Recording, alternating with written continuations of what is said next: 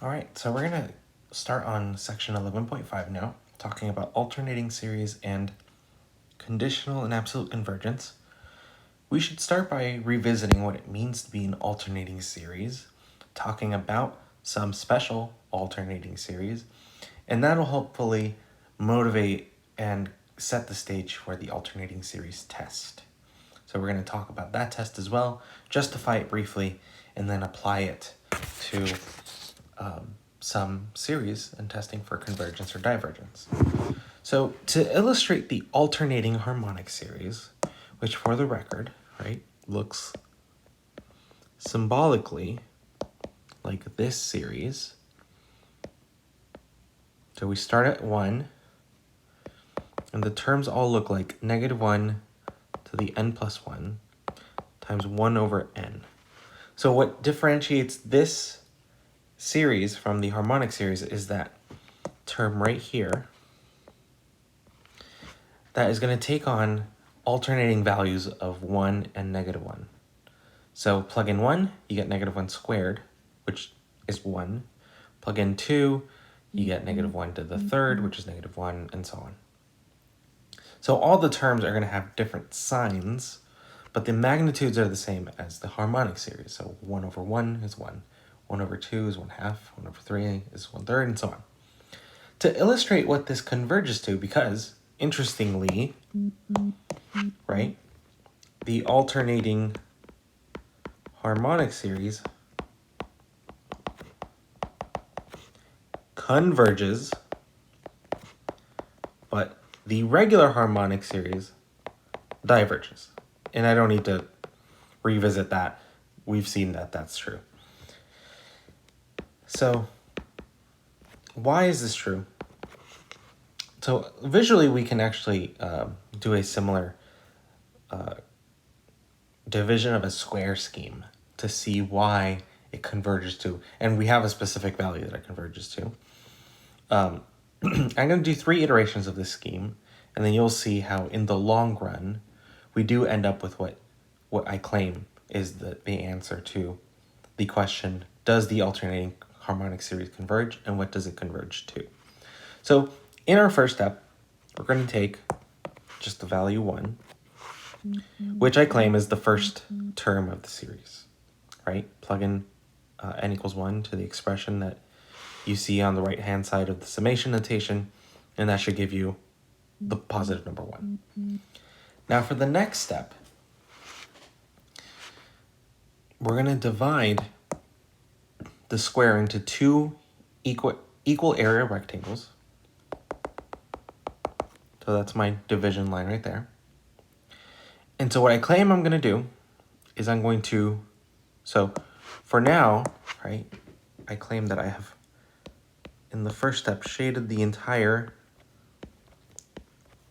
square, and the area of that square represents the first term.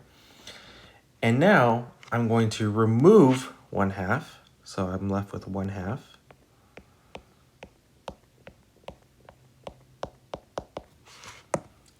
And leave behind 1/3. So I'm adding, really what I'm doing is I'm taking 1, subtracting 1/2, and then adding 1/3. And I claim that that looks like that,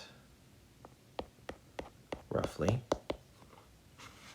And so that's 1 minus 1/2 plus 1/3. And if we do this again, but not for 3 terms here, as we've seen, but we're basically going to add and subtract 3 different times. So in this case, I'm going to now divide the square into 4 equal rectangles.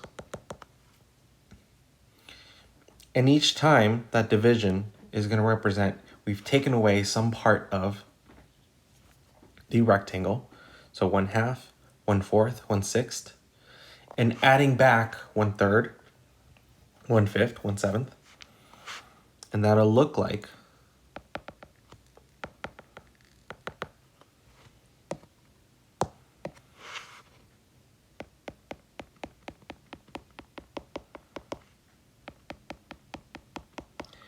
So you're basically taking my word for it that this is actually true, right? That this is the picture that we want.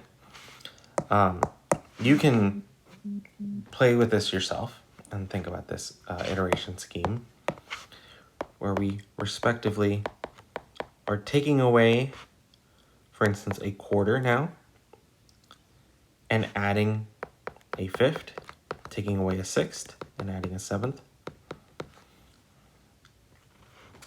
And so you can see that these are increasingly successive terms of the series, except we always end with a positive term. So in the first one, I end with 1. In the second one, I end with the 1/3 term, which is positive. And in the last one, I end with the 1/7 term, which is the positive one. It's just an even term as well. So here's the payoff. You may have noticed, and I didn't say this in the beginning, that there's a curve going through all three of these squares, the red curve. And what this represents is the curve y equals 1 over x. In the over the interval 0 to 1. Actually, I'm sorry, not 0 to 1. 1 to 2. Over the interval 1 to 2, right? So, whoops. Here's 1, 1. Here's 2, 1/2. And so, you'll see that as we increase the terms, what it looks like is the S sub n partial sums, right, resemble the left Riemann sum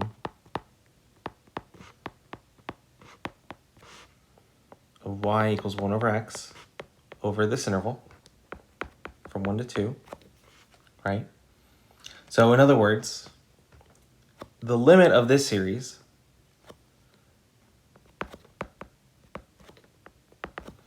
is just the integral from 1 to 2 of dx over x, which is ln of 2.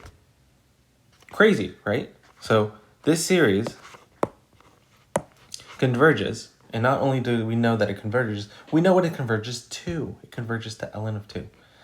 Wild. Okay, so what's the point of this? The point is that, first of all, this is beautiful, right? Who doesn't like a good visual illustration of how a series converges?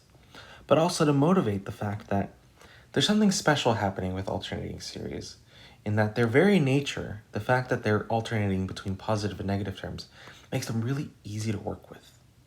And so now we're going to introduce the alternating series test. The test. So we can call it AST for short, if we're ever in a hurry. Okay. So the terms, the conditions that we need to apply are, we want those series that we work with to be alternating. That would be kind of silly if we didn't assume that we were working with an alternating series. And it's common practice to separate the alternating part of the alternating series, so the -1 switching between +1, -1, and separating that from the main part of the series. So here's the alternating ones. -1, 1, oops,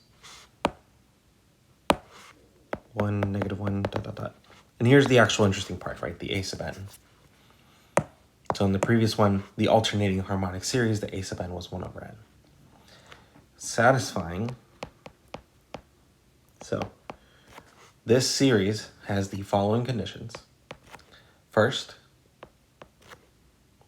let me call this B sub n, sorry. B sub n, so just the series, the part of the terms that aren't alternating, is a monotonic decreasing function, sequence. So the b sub n's are getting smaller. B, the limit of this sequence, b sub n, is 0. So if these two things are true for this alternating series, then the series converges. Okay, why is this cool? So combined with two additional criteria, this is basically the converse of the divergent series. We have another version of saying if the limit of the sequence of the terms of the sequence that define the series are going to 0, so is the series. The series is going to converge to a real number. We need this to be an alternating series, and we need the sequence to be monotonically decreasing, right? So our justification, we can be, rigorous and talk about why this is true in a sense of talking about the the even terms of the series versus the odd terms of the series. That I think is not as illustrative of what we really want to visualize, right? So this is more of a, I guess, hand wavy proof justification. So it's not rigorous. If you are curious about how to make it rigorous, we're actually making use of something that we've talked about in the past, the completeness axiom of the real numbers. It's really cool. It can be shown that this is basically equivalent to all that. So anyway, I'm getting distracted. The point is, consider the same series, right?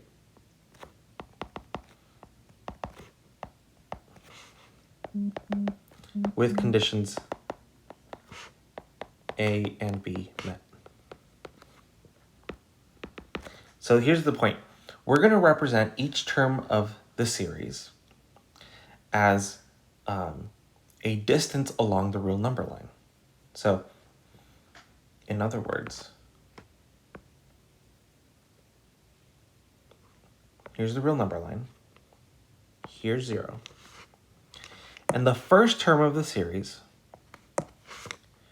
on account of it being positive, is going to represent a distance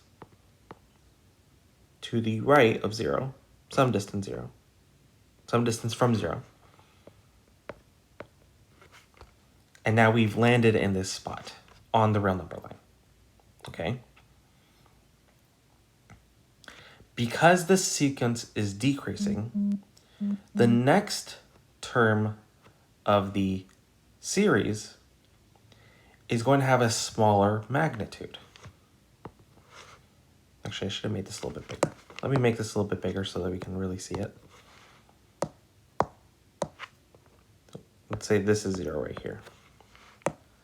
And this is the distance right here, okay? But the next term is also negative, so that means we're actually going to move backward. So I'm going to represent that with a distance. So now we're moving from B1 to B2 over here. So this is B1 minus B2, okay? And I'm putting the negative there just to indicate that because of the alternating, right? On the real number line, we're moving backward, okay? Okay, so far so good. The next term of the series is even smaller than B2, okay? And it's positive now, so we're gonna move back in the positive direction. So we're gonna look at something like this. Okay, so that means we're landing now at this spot. So each time I'm gonna mark where we are, right? So here's where we're at the first term, here's where we are at the second term, here's where we are at the third term, and that is B1 minus B2 plus B3, and so on, okay? Now we're gonna move back again. So now we're at B1 minus B2 plus B3 minus B4. And we're going to mark that with a star again. So the star is telling us our relative location on the real number line. every time we add a term or subtract one, right, we're moving smaller and smaller distances, right? So I'm going to illustrate one more. So now we're at b1 minus b2 plus b3 minus b4 plus b5. Each time we're moving a smaller and smaller distance. So what is really happening? So we started here, then we moved here, then we moved here, then we moved here, and then we moved here. Each time we're zeroing in further and further into the limit of this process. So what I'm doing here is I'm actually representing the sequence of partial sums on the real number line. And you can see that because those distances are getting smaller, right, the difference between each successive term and the last one, then at some point we know that we have to land somewhere. So the actual value of the sum is somewhere in here. We get really, really close at some point. And that's at the end of the series. So there's a lot of different connected ideas here. There's what's called the nested interval property. I've already talked about how this is connected to the axiom of the completeness axiom, I should say. But really the point is,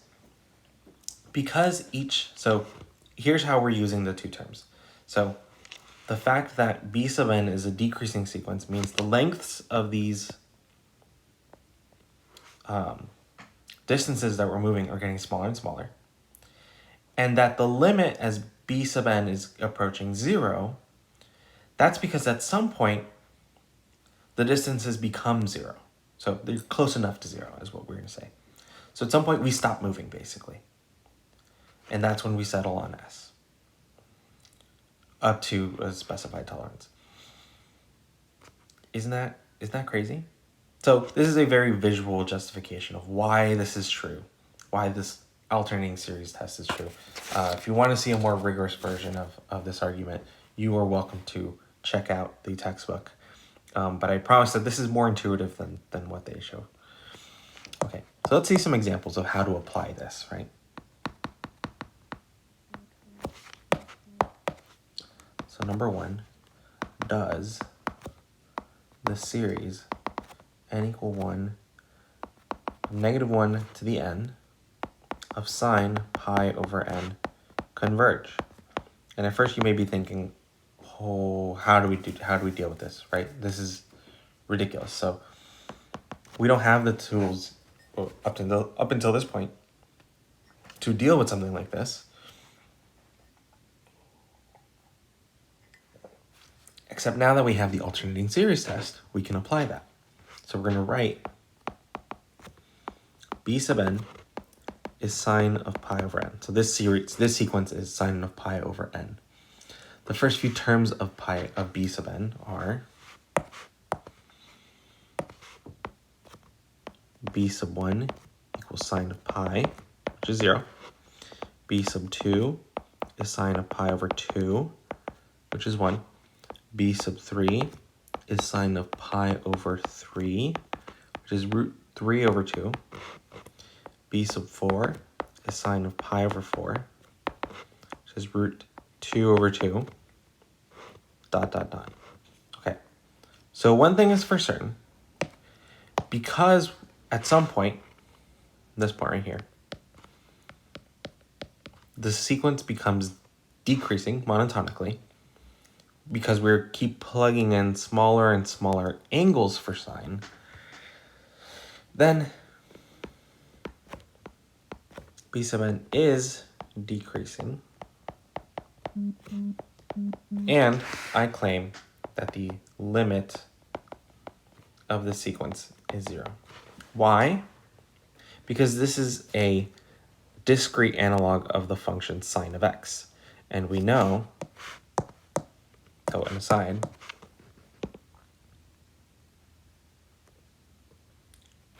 we know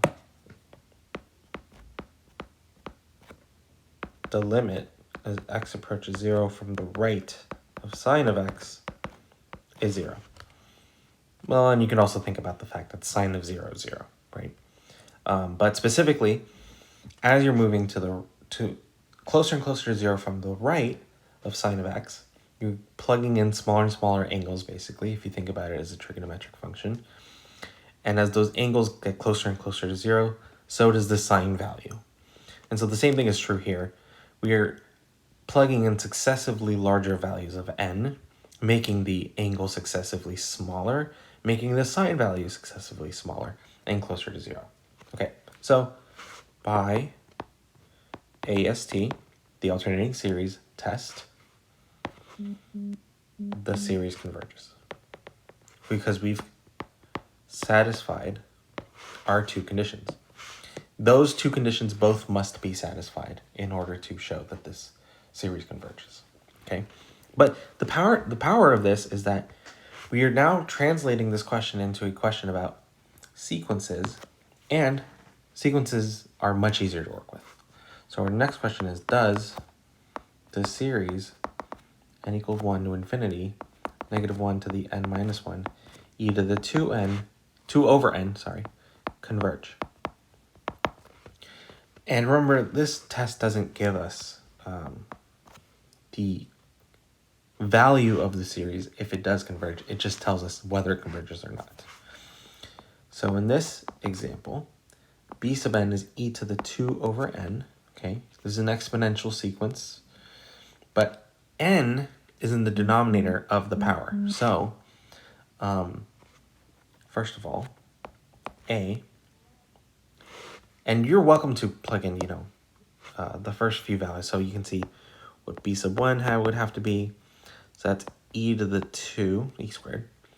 B sub 2 would be e 2 over 2, which is 1. B sub 3 is e to the 2/3.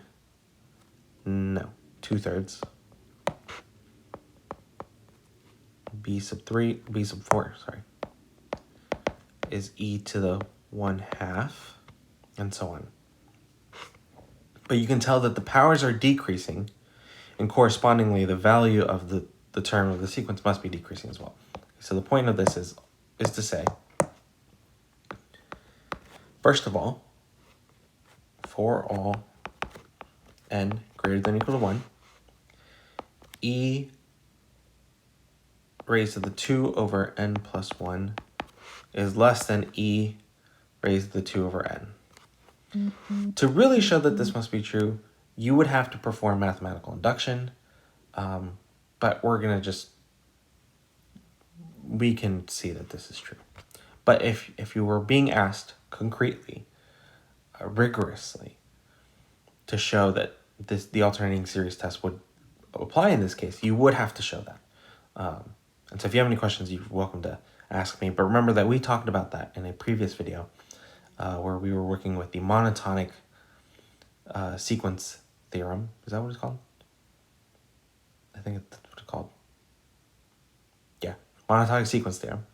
So in that video, we talk about working with some sequences and showing things to be true using mathematical induction. So go check out that video if you're wondering how to do that. But take my word for it here. B, the limit as n approaches infinity of e raised to the 2 over n. Okay, well, you know the punchline, right? The larger n goes, the smaller the power goes. E is a fixed number base, so that's going to be 0. All right, by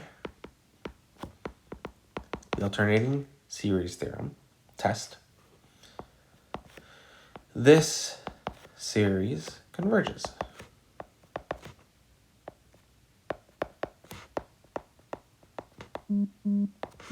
Okay, so in the next video, we're going to talk about estimating sums of alternating series because it turns out the power of alternating series, and let me go back briefly to this picture here for the justification.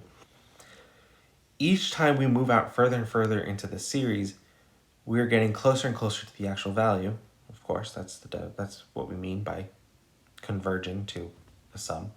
But We also know that we're limited by the fact that each successive term is smaller, so our remainder is going to be small. It's going to be small and bounded by b sub n plus 1.